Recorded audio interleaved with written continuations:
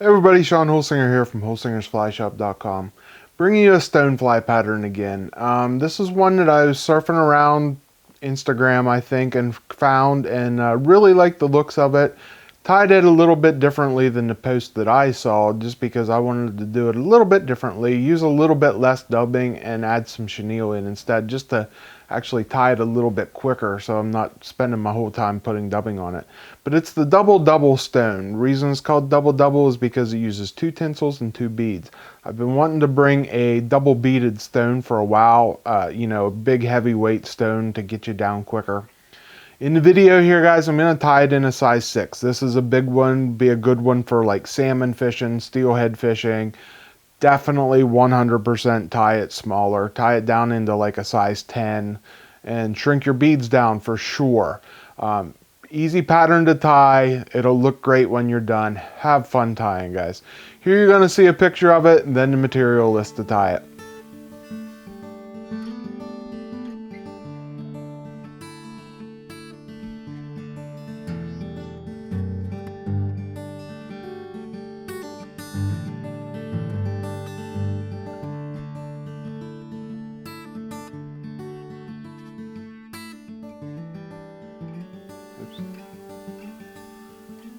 Okay, here you see the double in the vise.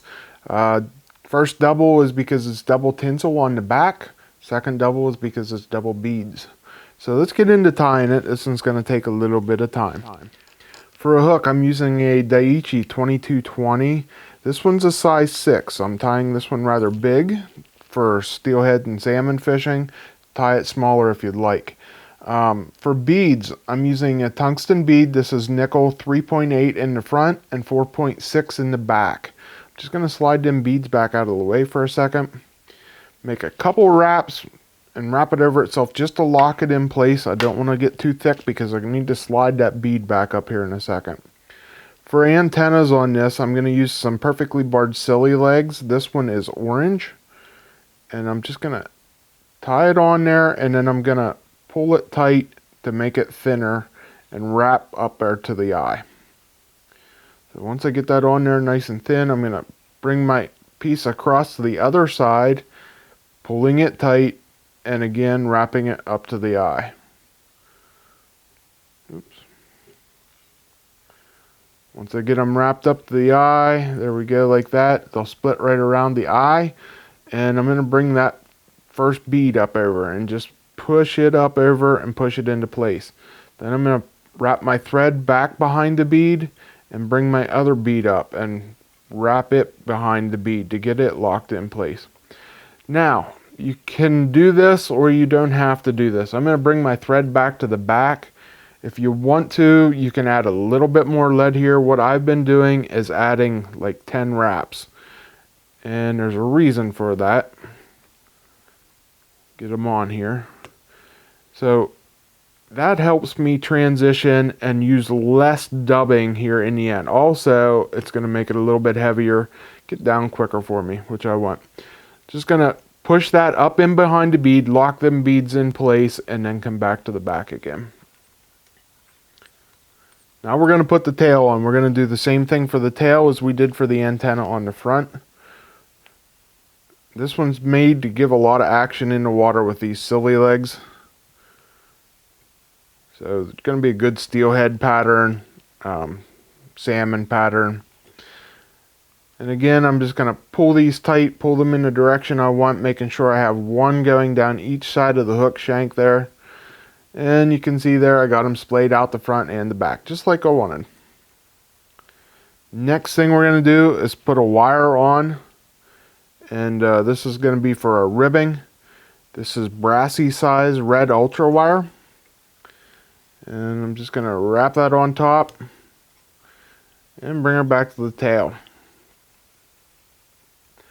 Now, next thing is some Fly Fish Foods small stonefly chenille.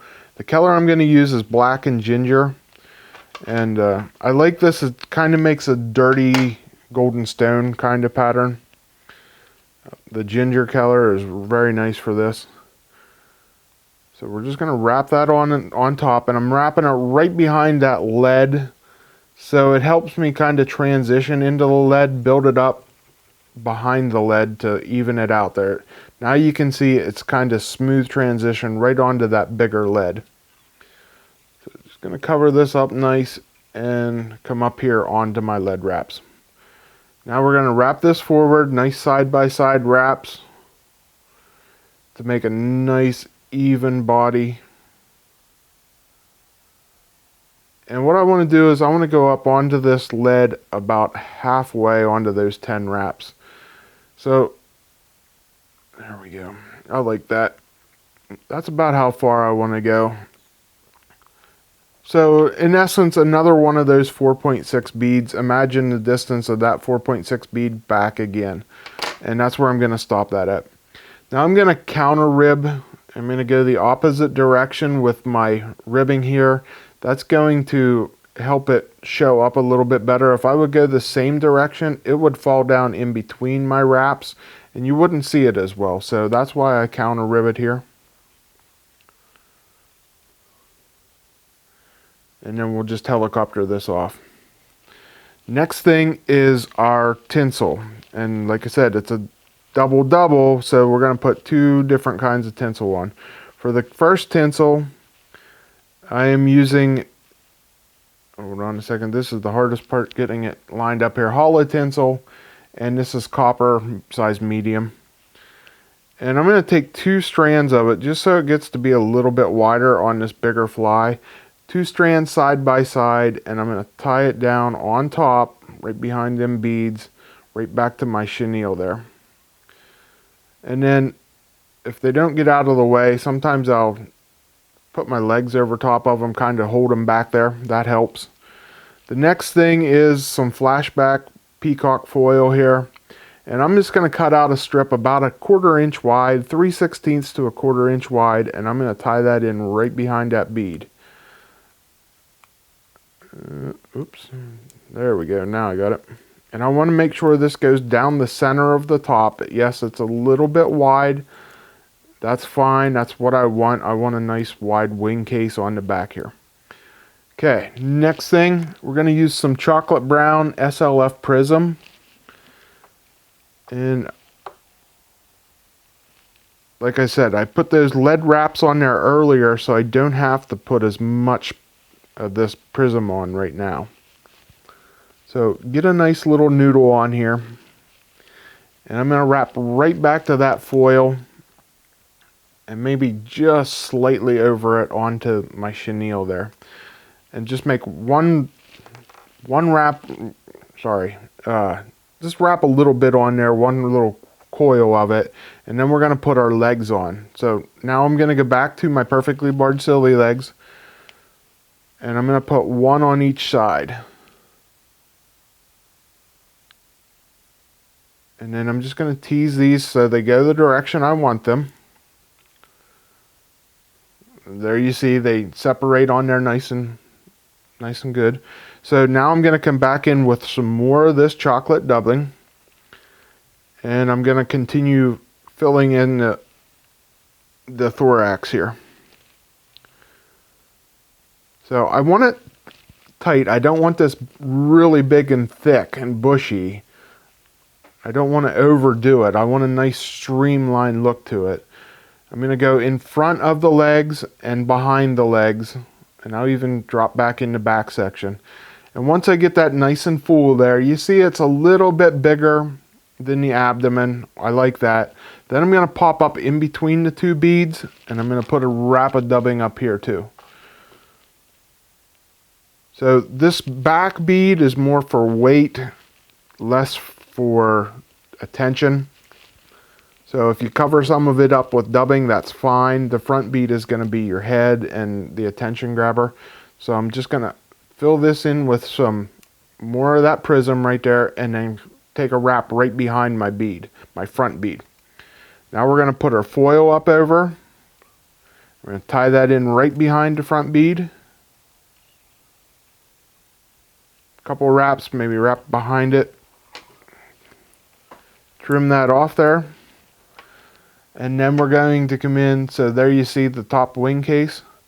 Then I'm going to come in with my Holo tinsel, go right down the middle, and tie that off on top.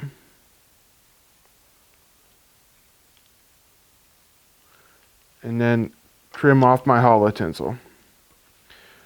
Okay, so there you see I got a nice line right down the middle going. And then I'm just going to whip finish. Careful you don't catch your antenna. Oops, that's fine. I'm going to finish up with some Solarez here. So that'll be fine.